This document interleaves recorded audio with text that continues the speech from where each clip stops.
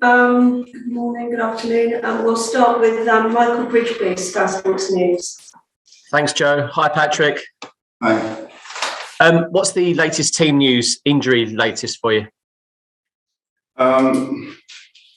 We know that Nathan and Wardy will not going to get part of the game tomorrow. All the other ones managed to train this morning. Another close defeat. Played really well. I keep saying it's sort of unlucky. Is there a concern now about a lack of goals, or do you think it's coming? No, I think it's the concern, of course, scoring goals and not conceding goals. I think the games is all about taking your chances and being solid defensively, not to concede a goal. But yes, I think we creating enough chances to score more goals. So we have to keep persevering, keep working hard, and try to score those goals. Just looking at the league table, obviously you want to think up rather than down. Is this a massive game now, looking at this game tomorrow against Watford? It's an important game. There's no doubt about it. But again, we know that every game has its challenges and every game is important. We never take anything for granted, and we are not putting really emphasis about where we are on the table. You know, we know where we are, we know what we want to achieve, we know how we want to play. We need to go on the field and perform for those 95 minutes.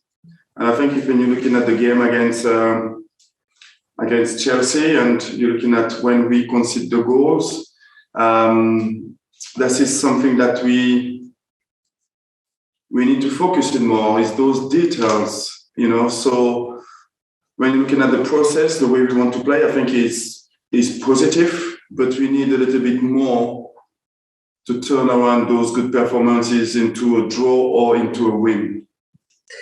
And a special game as well. You'll come up against Roy Hodgson, obviously a man who knows Crystal Palace very well. How much are you looking forward to that? Yeah, I think the main focus really will be the way we want to play and the performances that we have to put on a day to win that game. You know, nobody will take away what Roy did at this football club. He spent 4 or 5 years here, and I think he did a fantastic job. Looking at the positives from Saturday's game against Chelsea, just 7 touches for Romelu Lukaku. So you kept him quiet. How did you keep him quiet, and what was the plan? It wasn't only about Lukaku. It was about every player in the Chelsea team. We needed a good team performance out of possession, and I think we did it until the 88 minutes. And you know, we knew that when the ball is wide, we needed to defend well the area. We needed to be really close to Lukaku, not to allow him to get touch. And I believe that Cheku and Maka in front of the 2 central back did a really good work. But overall, was a team, I think, performance didn't allow him to touch so many balls. Finally, Patrick, just want to talk on concussion, because the Leeds defender, Robin Koch, had some treatment, then came off again. Do you believe now it's time for temporary concussion substitutes to be allowed? I think that has to be one of the options, obviously. You know, we want to be sure that the players are okay. So this is why we fully trust in the medicals to make that kind of decision, because that is their responsibility as well. But at the same time, yes, we have to think about the different options to see how can we maybe manage better those kind of situations. Thanks, Patrick. Good luck tomorrow. Thank you. Thank you. Paul Belveston, Premier League Productions. Thank you very much. Patrick, Can you think back to the summer and tell us about the sort of platform that Roy Hodgson left for you to take over at Palace? I think the foundation of this football club are quite really solid, and I think Roy was one of the person who put those foundation in place to allow the next manager to come and to work. I think he brings stabilities to this football club, and players with experience, and that allowed myself to come to this football club and can count on some of those players who knows the club really well. So this is what I think he left to this football club.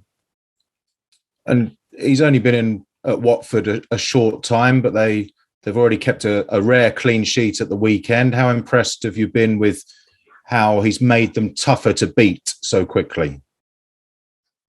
I'm not surprised at all when you've seen the experience and how many years he's been involved in the game, and he knows what a team needs to get points, and he's doing a sort of good job over there. A lot of Watford fans were disappointed that Will Hughes left them in the summer. How impressed and pleased have you been with the way he's come into the team over the past couple of months? Yeah, it's been it take a couple of weeks, I would say, for him to get into training, because the last couple of weeks at Watford he didn't play so many games. And he get back physically in a really good place, and he needed time as well to understand his role and responsibility on the field. And now I'm really happy with what he's bringing to the team. We've seen him used sort of further up the pitch in the past, a little bit deeper now, perhaps. How is he getting that balance? How is his defensive responsibility compared to his attacking abilities? Yeah, I think it's always about what you want and what you expect from him. I think he's a player who can be part of the build-up because of his vision and his technical ability to make the ball move from one side to the other side, and he can play as well a little bit more higher on the field because he's really smart enough to find a space between the line, and his quality on the last pass is quite really good as well. So I allowed myself to use him in both situations when I needed. And he said a couple of weeks ago that he likes that your door is always open, and he's been looking regularly for guidance and advice. Is he regularly pestering you for tips?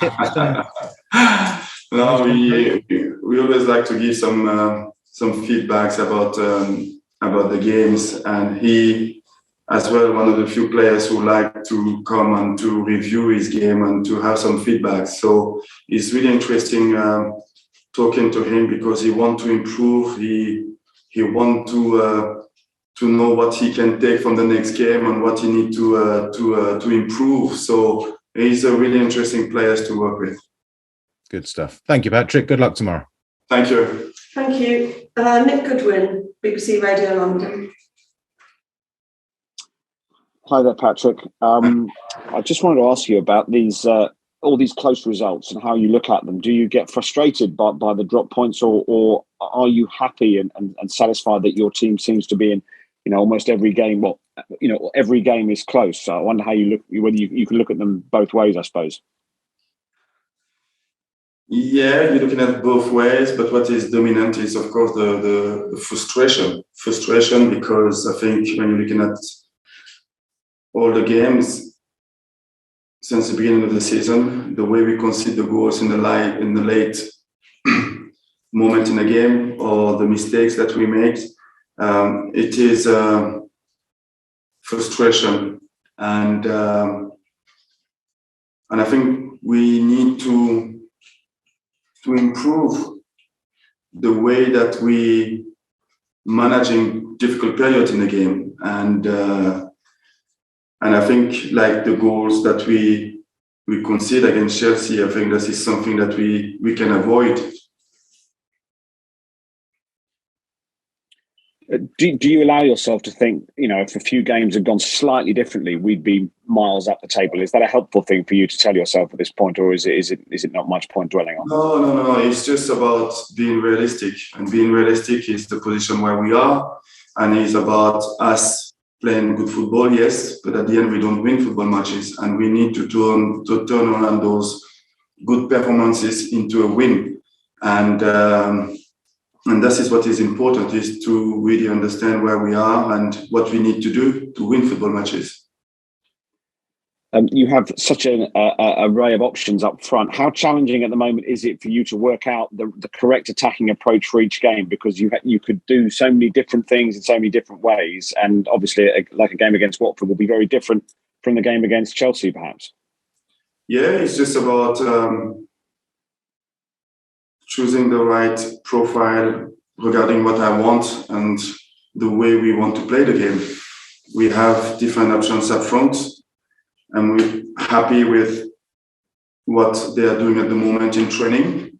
But obviously, I want more from them. I want them to be more clinical in front of the goals. I want them to deliver more, because they have the quality and the potential to do it. And just finally, given what Roy Hodgson knows about the club, are you going to have to try and surprise him tomorrow, do you think? No, not at all. I think we just need to stick to what we've been doing since the beginning of the season and try to improve those details to allow ourselves to win football matches. Thanks, Nick. Damien Starman, Press Association. Hi, Patrick. I know you said you're not looking at the league table, but are these next two games an opportunity to re-establish that gap between yourselves and the teams at the bottom there? I didn't say that I didn't look at the table. I look at the table and I know where we are, and I don't try to hide the situation of the league table. We need to win football matches, but at the end, yes. But we still, compared to some of the team, in a good place. But we know how important it is to win. And when you're looking at when was the last time we win the football matches, we need to bounce back as soon as possible, because we want to go back to win games, because it's important to get that momentum back and that confidence back. Sure. And just on Roy Hodgson, your old manager Arsene Wenger and other managers have brought new ideas into this country over the years for coaches and managers. Roy is one of the few British managers who's gone abroad and experienced that. Do you think that is a valuable thing for a British manager to do? I don't know. I think you may not give enough credit to the British manager, who I believe some of them doing some really good job. I think it's just about the career that you want, in the kind of experience that you want, and the opportunities as well. So I think Roy had a wonderful experience going to Italy and to Sweden and traveling all around the world to coach. That is something that I believe he wanted to do, and anybody depend on the experience that you want and the options that you have as well. Thank you. Good luck. Thank you. Okay, that's the end of the broadcast section. The writers have a question, if you can use the emoji. Tony Banks, please.